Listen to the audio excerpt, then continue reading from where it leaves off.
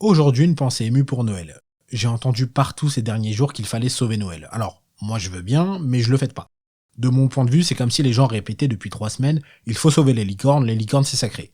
J'ai tellement jamais fêté Noël que je comprends pas vraiment quand c'est Noël. Le jour férié est le 25, mais apparemment on le fête le 24 au soir. Oui, si je veux fêter Noël, il me faut un putain de tuto YouTube. On en est là.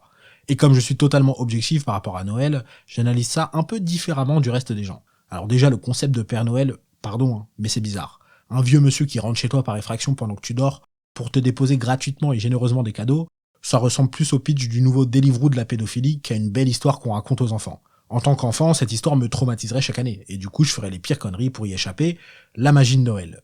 Parce que oui, avant d'être magique, la mécanique de Noël est avant tout basée sur un chantage, où chaque enfant doit être sage pour éviter d'avoir un jokari en guise de cadeau. Sauf quand ta famille est pauvre, là quoi que tu fasses, t'auras un jokari. Et pendant longtemps, je comprenais pas vraiment Noël.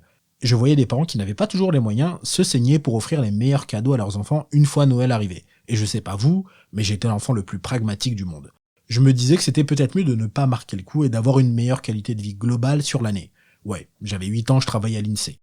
Alors qu'une fois adulte, je me suis juste rendu compte que ça permettait à ces enfants de sortir d'un quotidien pas forcément évident et aux parents de montrer à quel point ils les aiment. Mais en vrai de vrai, si j'ai des enfants un jour, je sais pas si je fêterai Noël. Parce que déjà, je sais pas faire, et surtout parce que je suis le pire gars pour organiser des choses, et il y a moyen que je zappe que c'est Noël et qu'ils aient leur cadeau genre le 17 février. Mais aussi parce que derrière Noël, il y a une question que je ne soupçonnais pas vraiment, celle du mensonge autour du Père Noël.